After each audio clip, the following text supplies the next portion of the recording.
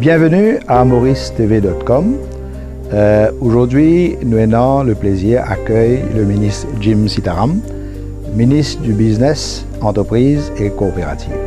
Parti qu'on débuté, dans l'opposition ou au gouvernement, et ou bien connaît qui finalement un petit peu controverse, un petit peu polémique de par la position qu'on prend. Est-ce que tu peux expliquer un peu comment on trouve sa situation là? En fait, vous avez dit que vous avez été élu en 2010, d'accord? Et sous bannière, vous avez dit le Parti travailliste, PMSD, MSM, c'était ça, l'alliance, d'accord, contre le MMM.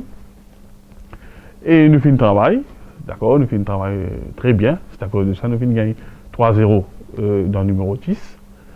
Et vous avez dit que nous faisons installer une confiance dans l'électorat, d'accord, une de nous soutient, right, pour le ballot, démocratiquement, nous faisons élire. Et nous faisons commencer un travail dans cette circonscription. Et vous avez dit que nous faisons élire sur un mandat de 5 ans, d'accord, un programme électoral ensemble. Mais vous connaissez très bien au cours de route, il y a une petite chose qui fait soulever, d'accord? Et là, il y a la cassure. Le côté MSM sorti du gouvernement, right? Il y a dans l'opposition. Mais là, devant moi, il y a une question devant moi, right? Nous finissons démocratiquement. Nous avons un programme électoral pour 5 ans, un mandat de 5 ans. Et c'est l'électorat numéro 10, hommes et femmes numéro 10, qui nous votent moi, Jim Sitaram, pour représenter au Parlement, pour aider la voix pendant 5 ans. Donc, essentiellement, au ministère, il est là pour encourager la création de bonnes entreprises, création d'emplois. Première affaire, quand nous finissons faire plusieurs surveys, plusieurs complaintes que nous finissons gagner, hein, des bonnes entrepreneurs, c'est que the issue of access to finance, c'est un major issue, right? Second, the access to industrial parks, un autre issue encore, major issue. Troisième, access to markets, troisième major issue.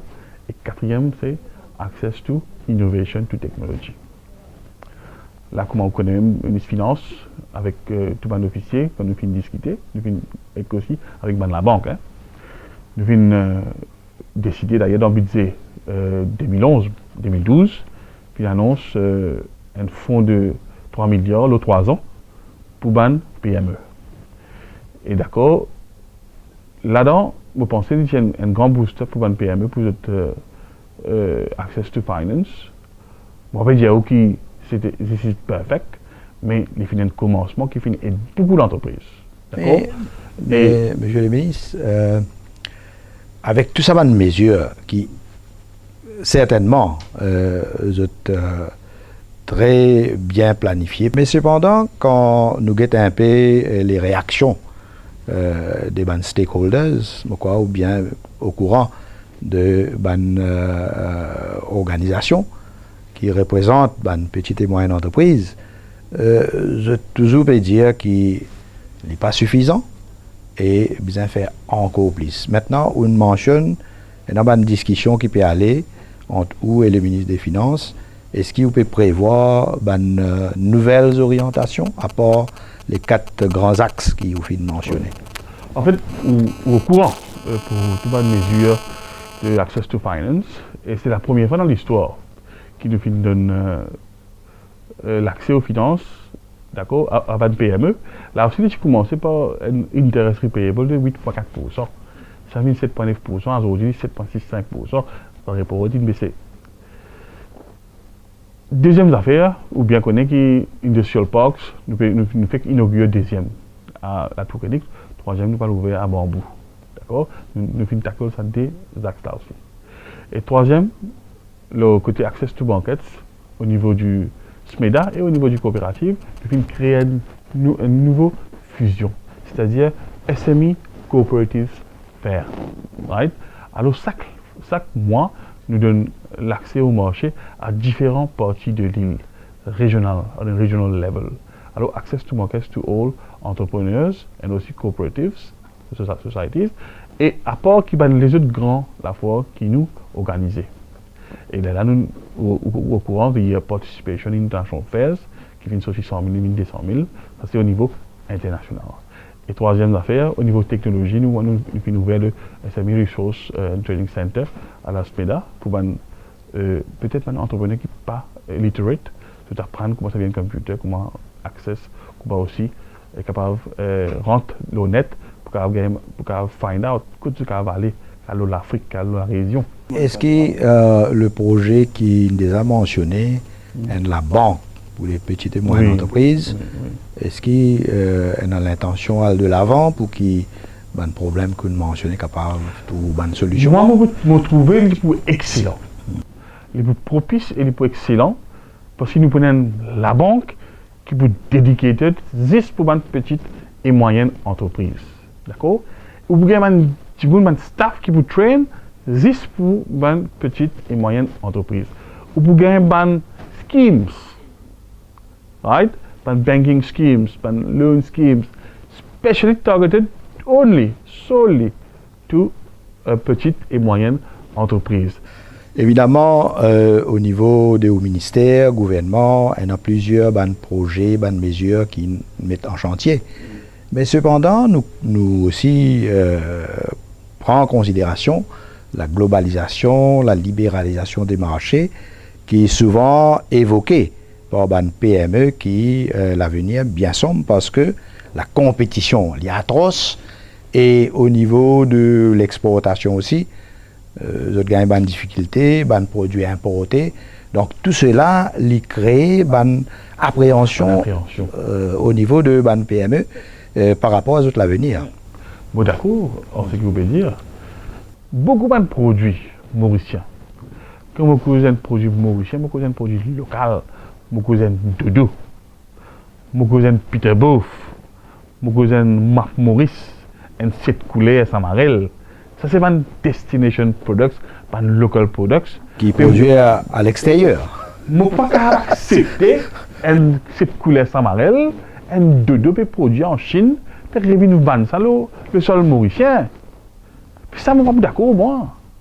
Ça, même pas d'accord. Bien, donc ça, il faut un genre de défi pour le ministère. Pour changer la situation. Comment ça va le défi là? Très bien. Il finit faire un an, d'accord, nous finissons travail là, le Made with Care, Made in Mauritius label. D'ailleurs, plusieurs entrepreneurs, enfin, plus qu'il y a un an, nous finissons travailler là, d'accord, nous finissons mettre ça en sentier, nous finissons développer une procédure, nous finissons payer un expert, d'accord, pour travailler là.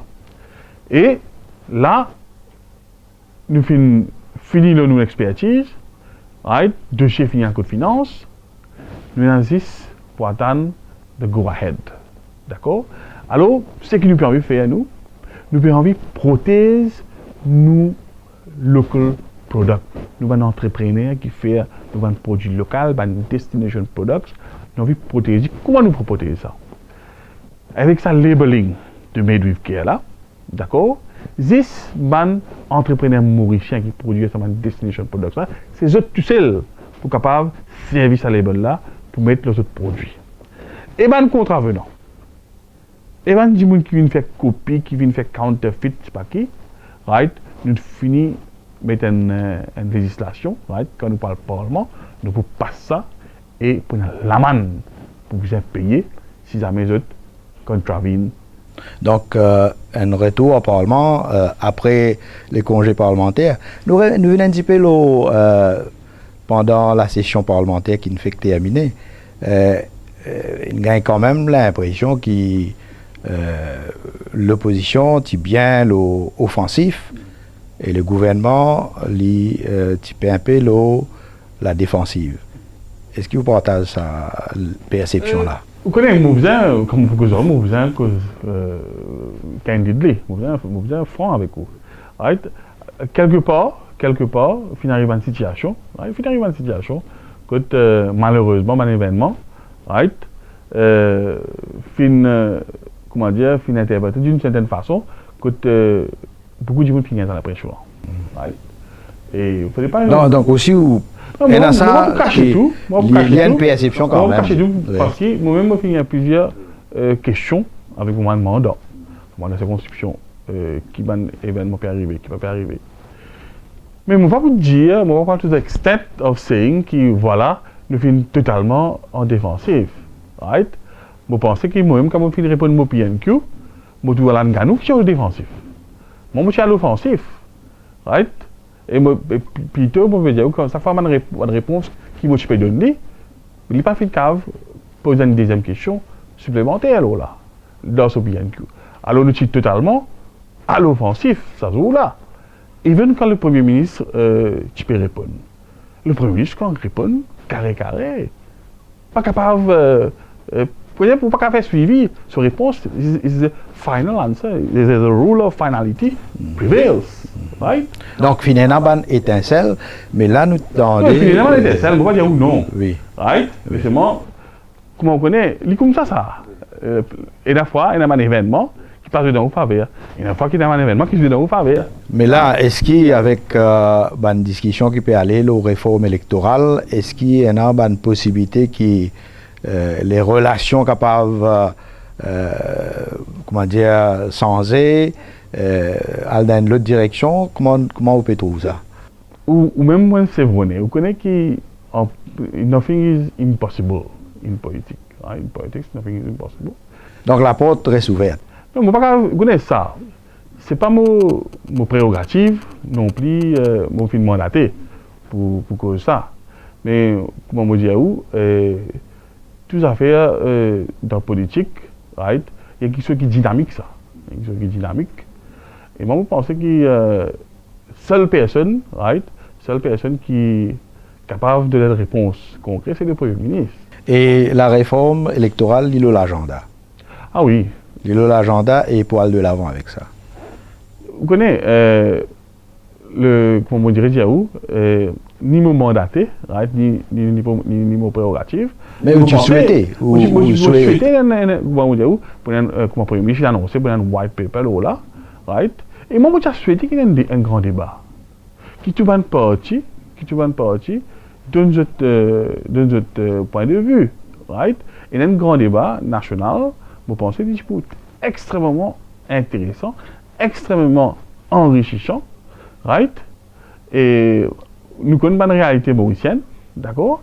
Et basant sur cette réalité-là, je suis extra content pour que tout vienne avec ce point de vue, et un point de vue constructif, s'il vous plaît.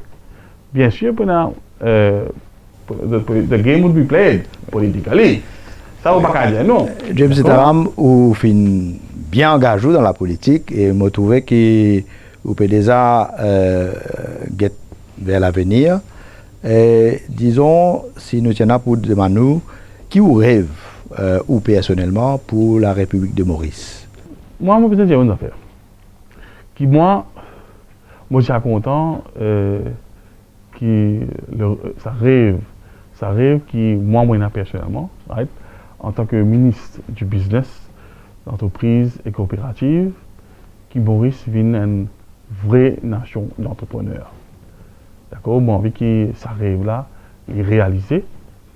Et moi, je suis content que tout va une facilité, tout va une scheme qui nous met de l'avant dans le ministère, qui nous tout, la famille d'entrepreneurs, les jeunes qui peuvent écouter nous, à l'école, à l'université, à Maurice, abroad, en dehors de Maurice, d'accord, qui nous participent dans nos combats pour faire Maurice venir l'économie sur l'échiquier mondial.